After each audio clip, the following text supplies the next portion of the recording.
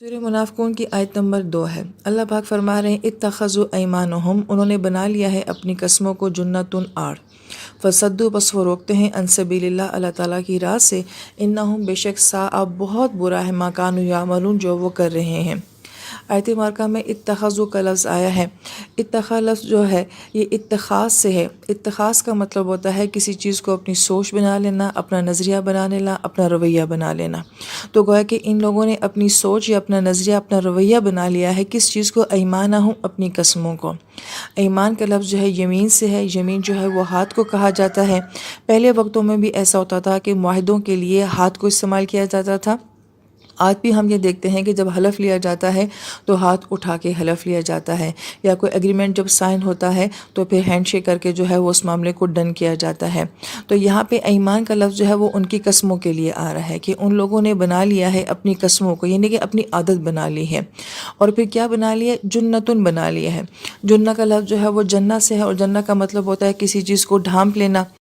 اور اسی سے لفظ جنت بھی ہے۔ اور جنت بھی چونکہ وہ ہر طرح کی ہریالی سے جو ہے وہ ڈھانپ لی گئی ہے، وہاں پہ باغ ہی باغ ہیں، اس لیے جنت کو جنت کہا جاتا ہے۔ اسی سے لفظ ہماری اردو زبان کا مجنون بھی ہوا ہے کہ جس کی عقل جو ہے وہ ڈھانپ لی گئی ہو، ہم یہ کہتے ہیں اس شخص کو جنون ہو گیا ہے۔ تو گویا کہ مجنون لفظ جو ہے وہ اسی سینس میں استعمال کیا جاتا ہے۔ اسی سے لفظ جنین بھی ہے، اور جنین جو ہوتا ہے وہ ماں کے رحم کے اندر ہوتا ہے کہ جس سے جو ہے بچے کی پرورش ہوتی ہے، اس لیے اس کو جو ہے وہ جنین کہا جاتا ہے۔ اور اسی سے جن بھی ہے، کیونکہ جن بھی جو ہے وہ چھپی ہوئی مخلوق ہوتے ہیں۔ یہاں پہ مفسرین کرام یہ فرماتے ہیں یہ تمام معنی جو پائے جاتے ہیں لفظ جنہ کے اندر کہ چھپا ہوا ہونا۔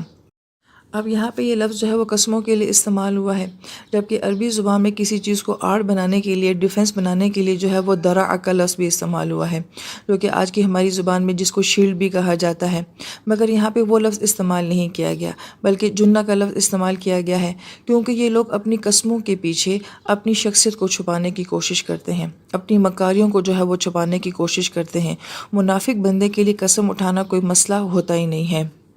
کیونکہ نبی علیہ السلام کے دور میں بھی یہی تھا کہ جب کوئی منافق جو ہے اس کا نفاق پکڑا جاتا تھا تو وہ اتنی شدید قسمیں کھاتے تھے کہ اپنی قسموں کے پیچھے اپنا نفاق چھپا لیتے تھے۔ اور جو ہمارے دور کا آج کا منافق ہے وہ بھی ایسا ہی کرتا ہے کہ قسمیں کھا کے سامنے والے کو یقین دلا دیتا ہے کہ میں سچا ہوں۔ پھر آیت میں آتا ہے کہ فصدو، پس وہ روکتے ہیں۔ یہ جو صد کا لفظ ہے عربی زبان میں یہ لازم اور متعدی دونوں کے لیے آتا ہے۔ لازم کا مطلب کیا ہوتا ہے کہ ایسا فعل جو فقط فاعل پہ پورا ہو جائے، جیسا کہ میں کہتی ہوں کہ میں سو گئی تو فقط میرے سونے کے اوپر جو ہے میرا کام کمپلیٹ ہو گیا۔ لیکن اگر میں یہ کہتی ہوں کہ میں نے عربی کی کتاب پڑھی تو گویا کہ میں نے کس چیز کی کتاب پڑھی ہے، تو گویا کہ اس کے لیے ایک فاعل چاہیے تھا، ایک فعل چاہیے تھا اور ایک مفعول چاہیے تھا، تینوں نے مل کے جو ہے سینٹینس کو کمپلیٹ کیا ہے۔ یہاں پہ مفسرین ہم یہ فرماتے ہیں یہ صد کا لفظ جو ہے یہ عربی زبان میں بہت ہی اہم ہے، اور قرآن پاک میں بہت جگہوں پہ یہ آیا ہے۔ اس کی خاصیت کیا ہے کہ ایک ہوتا ہے خود گناہ کرنا، یا ایک ہوتا ہے کہ خود کسی اچھے کام سے رک جانا، لیکن ایک جو ہوتا ہے کہ صرف وہ خود گناہ نہیں کرتے بلکہ دوسروں سے بھی گناہ کرواتے ہیں، اور خود نیکی سے نہیں روکتے بلکہ دوسروں کو بھی جو ہے نیکی کرنے سے روک دیتے ہیں۔ اس لیے کہا گیا کہ ان سبیل اللہ، سبیل کا لفظ جو ہے وہ تو راستے کے لیے آتا ہے، جبکہ ہم قرآن پاک میں دیکھتے ہیں انفاق فی سبیل اللہ، جہاد فی سبیل اللہ، قتال فی سبیل اللہ کا لفظ آتا ہے۔ تو یہاں پہ جو سبیل اللہ ہے کہ اللہ تعالیٰ کی طرف جانے کے بہت سارے راستے ہوتے ہیں۔ ایک انسان کی زندگی میں کوئی مشن ہوگا، کوئی کام ہوگا،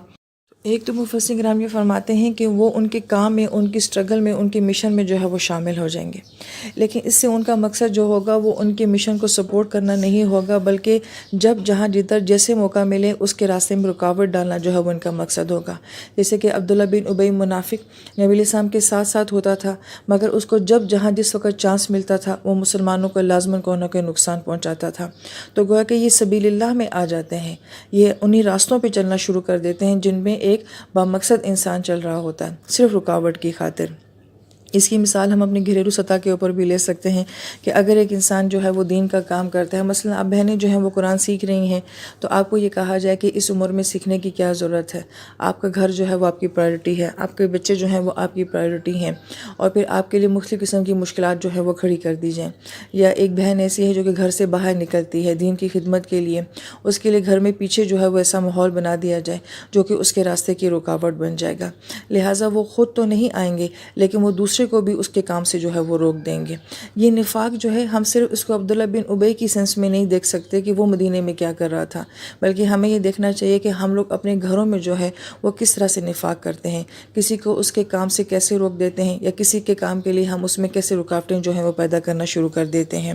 اور پھر اللہ پاک فرماتے ہیں ساء، بہت برا ہے۔ ساء کا لفظ ہم نے سورہ نو میں پڑھا تھا، سوء ساء، یہ ایک ہی خاندان کے الفاظ ہیں، اور یہ مردار جانور کو کہا جاتا ہے جو کہ سریعام زمین پہ پڑا ہوا ہوتا ہے، جس کی اسمیل ہوتی ہے تو گویا کہ لوگ اس سے نفرت کرتے ہیں۔ تو اس طرح کا کام بہت نفرت آمیز ہے اللہ تعالیٰ کی نظروں میں، جو کسی کے دین کی راہ میں جو ہے وہ رکاوٹ بنتے ہیں، جو اپنے نفاق سے کسی کے مشن میں جو ہے وہ رکاوٹیں کھڑی کر دیتے ہیں۔ ما کانوا یعملون، جو وہ مسلسل کر رہے ہیں۔ اگر اسے مدینے کے منافق مراد لیے جائیں تو اب بدر ہو چکا ہے، احد ہو چکی ہے، یہ اس کے بعد کے حالات ہیں، تو 5 سال ہو چکے ہیں، اور 5 سال میں مسلسل لوگ جو ہیں یہ کام کر رہے ہیں۔ پھر آیت نمبر 3 میں اللہ پاک فرماتے ہیں کہ ذالک بانہم، اور یہ اس وجہ سے ہے کہ آمنو، وہ ایمان لے کر آئے ہیں، ثم کفروا، اور پھر وہ کفر ہو گئے ہیں، فطبع علی قلوبہم، تو مہر لگا دی گئی ہے ان کے دلوں کے اوپر، فہم لا یفقہون، اب وہ بات نہیں سمجھتے ہیں۔ اب یہ آیت بہت غور طلب ہے۔ یہاں پہ یہ کہا جا رہا ہے کہ وہ ایمان لے کر آئے ہیں اور پھر جو ہے وہ کافر ہو گئے ہیں۔ ثم کا لفظ جو ہوتا ہے یہ عربی زبان میں اس کو کہا جاتا ہے تراخی کے لیے، یعنی کہ کچھ دیر، کچھ ٹائم گزر جانے کے لیے جو ہے وہ لفظ ثم استعمال کیا جاتا ہے۔ ایمان لانے کے بعد انسان کافر کیسے ہو سکتا ہے؟ مفسرین کرام یہ فرماتے ہیں کہ دراصل میں ان کا ایمان لانا جو ہے وہ بظاہر تھا، ایک تو یہ معاملہ بھی تھا، دوسرا یہ کہ ان کا ایمان لانا ایسا تھا کہ جب ایک انسان اسلام قبول کرتا ہے تو اسلام قبول کرنے کے بعد وہ دین کی ساری باتوں کو ایکسیپٹ کرتا ہے، تو جوں جوں وہ دین کے اوپر عمل کرتا جائے گا وہ مسلم سے مومن بنتا چلا جائے گا، یعنی کہ اسلام سے اس کا دین جو ہے وہ ایمان میں کنورٹ ہوتا چلا جائے گا۔ لیکن جب ایک بندہ اسلام قبول کرتا ہے اور اس کے بعد جو وہ دین کو دیکھتا ہے تو وہ کہتا ہے یہ باتیں تو میں نہیں پوری کر سکتا، اس کے احکام تو بہت مشکل ہیں، یہ دین تو بہت مشکل ہے، تو گویا کہ وہ اسلام سے نیچے والے لیول پہ آ جائے گا، کفر میں آ جائے گا۔ جیسا کہ ہم نے پہلے کہا تھا کہ کفر کے بہت سارے شیڈز ہوتے ہیں، جس کو سورہ بقرہ میں بڑی ڈیٹیل کے ساتھ جو ہے وہ بیان کیا گیا ہے۔ یہاں پہ جو کیفیت بیان کی جا رہی ہے وہ اسی کا کچھ ایک عکس ہے کہ یہ لوگ ایمان لے کر آتے ہیں، مگر ایمان لانے کے بعد یہ لوگ اپنے دین کے اوپر قائم نہیں رہ سکتے، تو پھر یہ کافر ہو جاتے ہیں۔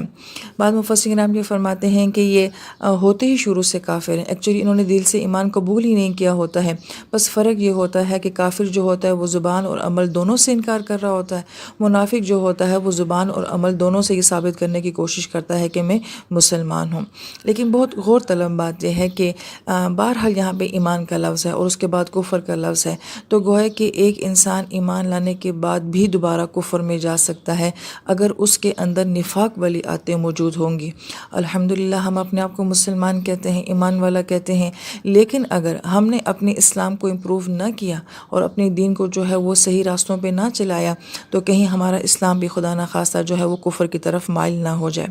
فطبع علی قلوبہم،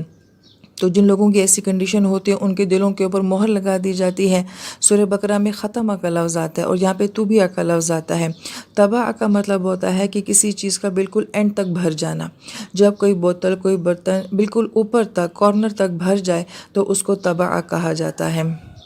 لہٰذا اگر کسی برتن میں آدھا پانی بھرا ہوا ہو تو آپ یہ نہیں کہیں گے طبع جب تک کہ وہ فل بھرا ہوا نہ ہو۔ جبکہ ختمہ کا معنی کیا ہوتا ہے؟ ہم جب اپنا کھانا بنا چکتے ہیں تو ہم یہ دیکھتے ہیں کہ اب ہمارا کھانا تیار ہے، تو اب ہم اس کے اوپر ڈھکن لگا دیتے ہیں کہ اب اس کھانے کو مزید پکانے کی ضرورت نہیں ہے، یہ کھانا پک چکا ہے، اب اس کے اوپر ڈھکن لگے گا۔ دونوں الفاظ کا ڈفرنس کیا ہے؟ ایک چیز بھر گئی ہے اور بھرنے کے بعد اس کو کور کیا جا رہا ہے، اور ایک چیز پک گئی ہے اور پکنے کے بعد جو ہے اس کو کور کیا جا رہا ہے۔ تو گویا کہ جو پکنے کے بعد کور کیا جا رہا ہے وہ ختمہ ہے، اور جو چیز بھرنے کے بعد کور کی جا رہی ہے وہ طبع ہے۔ اب ان کا دل جو ہے وہ نفاق سے بھر چکا ہے، اب ان کے دلوں کے اوپر جو ہے وہ مہر لگ چکی ہے۔